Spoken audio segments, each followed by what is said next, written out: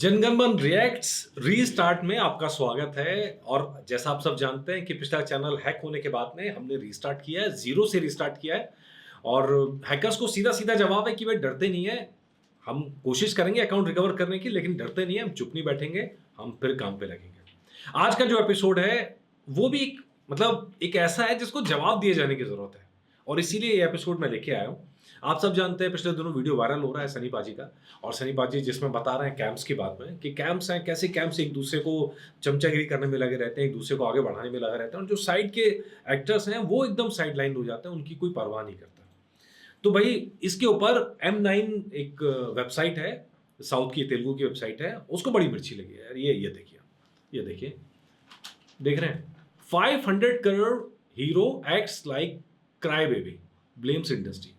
कह रहे हैं बच्चों की तरह रो रहे हैं, 500 करोड़ का जो एक्टर है बच्चों की तरह रो रहा है और पूरी इंडस्ट्री को ब्लेम कर रहा है। M9 न्यूज नाम है यार। देखो अब मैं क्या ही कहूं इसके लिए, और पूरा उन्होंने एनालिसिस करा है कि क्यों ये गलत है।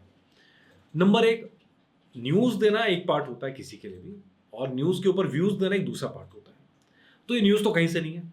तो अगर M9 न्यूज के नाम से आप चला रहे हो, this is not a news, not a news. ये न्यूज कहीं से नहीं हो सकती है। न्यूज तो ये है कि सनी पाजी ने ऐसा कहा, सनी देओल ने ऐसा कहा, और इसके ये मायने हैं, ये न्यूज हुई। इसके बाद ये बेसिकली उनका अपना एनालिसिस है कि उन्होंने एनालिसिस किया है। वो कह रहे हैं कि ये रिडिकुलस है, मतलब जो शब्द इस्तेमाल कर रहे हैं वो रिडिकुलस है कि गदर 2 जैसी ब्लॉकबस्टर देने के बाद भी जो खुद नेपोटिज्म का हिस्सा है वो ऐसा कह रहा है। अच्छा जी, वो he can blame lobbying in Bollywood. Sunny says that these camps give work only to those who conform to their system, and according to him, actors like himself and his father who are most upfront were easily left out from the list. यार मुझे मालूम नहीं, ये आदमी सीख के, जो भी आदमी है, लेडी है, जो भी है, ये कहाँ से सीखे। इनके अपने व्यूज हो सकते हैं, ठीक है, एक डेमोक्रेटिक सिस्टम में उनके अपने व्यूज की अपनी चीज है, लेकिन यार ना तो इन्हें इंडस्ट्री की समझ है और ना ही ह्यूमन साइकोलॉजी की समझ है। चलिए, मैं सनी पाजी पे बाद में आऊंगा, पहले मैं अपनी बात करता हूँ। हम एक बहुत बड़े ब्रांड के साथ काम करते थे, आप सब जानते हैं, एबीपी न्यूज़ के अंदर काम करता था, और छोटा मोटा नहीं, बहुत लंबा समय काम किया है, 16-17 साल एक ही चैनल पे काम किया है। तो और हमेशा ईमानदारी से काम किया, अपनी साख थी, सच्चाई थी, ईमानदारी से काम करते थे, लेकिन चमचागिरी नहीं करते थे। अब जो ये सनी पाजी वाली बात है, मैं एकदम रिलेट कर सकता हूँ, एकदम रिलेट कर सकता हूँ। यार कैंप, क्या ऑफिसेज में कैंप नहीं होते हैं? ऑफिसेज में इसी तरह कैंप काम करते हैं, और वो साइडलाइन किसको करते हैं? जो उनके ग्रुप में नहीं है। हमारे यहाँ एक बॉस आता है, और वो बॉस आते ही 10 लोगों को लेके आता है अपने, और पुराने लोगों को साइडलाइन कर देता है। अच्छा, कैंप 1 हो गया, जो नया बॉस आया वो कैंप 1 हो गया, और जो पुराने लोग काम कर रहे थे वहां पे, जो पुराने ग्रुप के कैंप के हिस्से थे, वो कैंप 2 हो गया। कैंप 1 और कैंप 2 आपस में लड़ाई लड़ रहे हैं, लेकिन पिस कौन रहा है उसमें?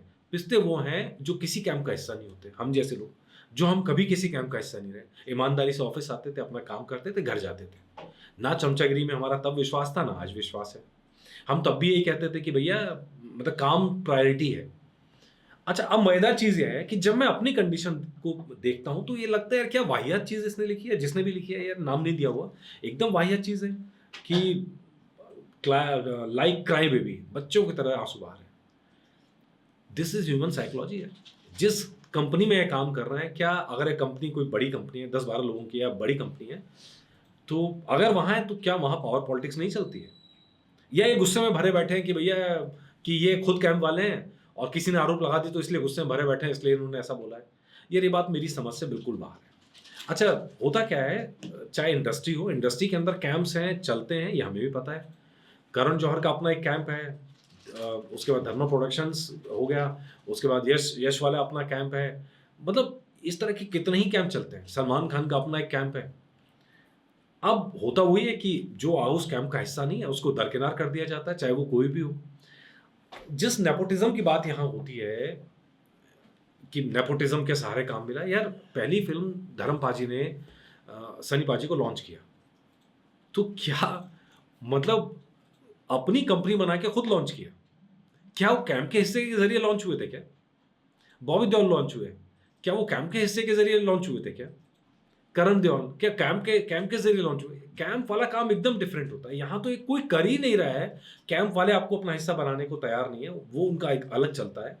तो सनी पाजी तो उन लोगों में से पार्टियों में नहीं जाते हैं किसी के, तो भैया सनी देओल या देओल परिवार अपने आप में एक नाम है, ब्रांड है, जो ये फ्रॉम द डे वन आज तक जाना जाता है, वो किसी कैंप का हिस्सा नहीं है। अमिताभ बच्चन के लिए ऐसा नहीं कह सकते हम। अमिताभ सुपरस्टार हैं, महानायक हैं, सब कहा जाता है, लेकिन अमिताभ हमेशा कैंप्स का हिस्सा रहे, शाहरुख खान हमेशा कैंप्स का हिस्सा रहे, सलमान हमेशा कैंप्स का हिस्सा रहे। लेकिन ऐसे में जो ये बात कही, बात तो सच है, ये तो आईना दिखाने वाली बात है। चर्चा इस पे होनी चाहिए थी कि यार क्या वाक़ई में कैंप्स होते हैं कि नहीं होते हैं। लेकिन चर्चा इस बात पे कर रहे हैं, उनको शिकायत करने का भी अधिकार नहीं है। मतलब ये वाली बात है कि भई किसी को थप्पड़ पड़े वो रोए भी ना। यार ये बात मतलब अपनी समझ से बाहर है और इसीलिए मुझे लगा कि यार ये आप लोगों के साथ शेयर करना चाहिए। बहुत वायरल वीडियो हो रहा है कि भई किस तरह कैंप काम करते हैं। ये हम सब जानते हैं, जो बॉलीवुड पे निगाह रखते हैं। और बॉलीवुड गड्ढे में क्यों जा रहा है? बॉलीवुड गड्ढे में जा इसीलिए रहा है कि कैंप्स के चक्कर में आपने टैलेंट को छोड़ दिया। सुशांत सिंह राजपूत का किस्सा सबसे ऊपर था। नए जो बच्चे आते हैं, नए एक्टर्स आते हैं, उनको भी किसी न किसी कैंप का हिस्सा बनना पड़ता है, वरना उनको ऐसे ही दबा दिया जाता है। यार ये तो चल रहा है, लगातार चल रहा है। अच्छा, इसके बाद बात यहाँ नहीं रुकी, आगे बढ़े। This does not make any sense because Sunny Deol has taken all the advantages of nepotism, and the reason that he was sidelined by directors and producer is that he demanded a lot of money. 300 crore मांग लिए क्या? 300 करोड़ मांगे थे क्या? मतलब कितने मांग लिए थे? लॉट ऑफ मनी माने कितने? कितनी लॉट्स ऑफ मनी? सनी पाजी ने जितना, अगर देख लें अगर उठा के, तो सनी पाजी की ऐसी फीस कि लॉट्स ऑफ मनी मांग ली, इतनी मनी मांग ली कोई दे ही नहीं सकता। ये इंडस्ट्री ऐसे काम ही नहीं करती है यार, नहीं काम करती है। हाँ, ये सच है कि एक वक्त था जब चीज़ें चेंज हो रही थी और उस समय बहुत सारी चीज़ चेंज हुई। सनी देओल की गलती है, देओल परिवार की गलती है कि उन्होंने पीआर पे काम नहीं करा। मतलब उनके पास अपनी एक पीआर टीम होनी चाहिए। मतलब व्हाट आई से कि जैसे बाकी लोगों को ब्रांड की तरह मैनेज किया जाता है। छोटे-छोटे स्टार जो आ रहे हैं वो अपनी पीआर टीम चला के बैठते हैं। लेकिन ये देओल फैमिली के लिए सच ये है कि इनकी अपनी कोई पीआर टीम नहीं। जितने फिल्म इंडस्ट्री में काम करने वाले पत्रकार हैं, जर्नलिस्ट हैं, ये समझ है, वो इस बात पे एग्री हैं कि यार ये आदमी, ये पूरा घर जो है पीआर के बिना ही चलता है। ये प्यार से चलता है, पीआर से नहीं चलता। तो खैर अब इनको कितनी समझ है हिंदी इंडस्ट्री के बारे में, इनको इसी बात से समझ में आ जाना चाहिए कि रणवीर सिंह पहुँचे वहाँ पे, तो वहाँ से भगा दिए गए क्योंकि उनका स्टारडम था। और सनी देओल वहाँ पहुँचे तो सम्मान हो रहा है क्योंकि वो एक्टर की तरह काम कर रहे हैं, भाव खाने वाले नहीं कर रहे हैं। ठीक है, उसके बाद आगे लिखते हैं, गदर 2 was not a very good film instead. It worked out well because of the 90s nostalgia. There are other stars who do not have much work at hand, but they do not complaining like this. Sunny Deol is a senior actor and he should show more grace in his attitude. यार तुम क्या बॉलीवुड का ठेका लेके बैठे हो? मतलब तुम क्या सनी देओल का ठेका लेके बैठे हो कि उनको किस किस ग्रेस में बात करनी चाहिए, किस में बात करनी चाहिए? एक शख्स ने अपनी राय रखी और खुले दिल से रखी।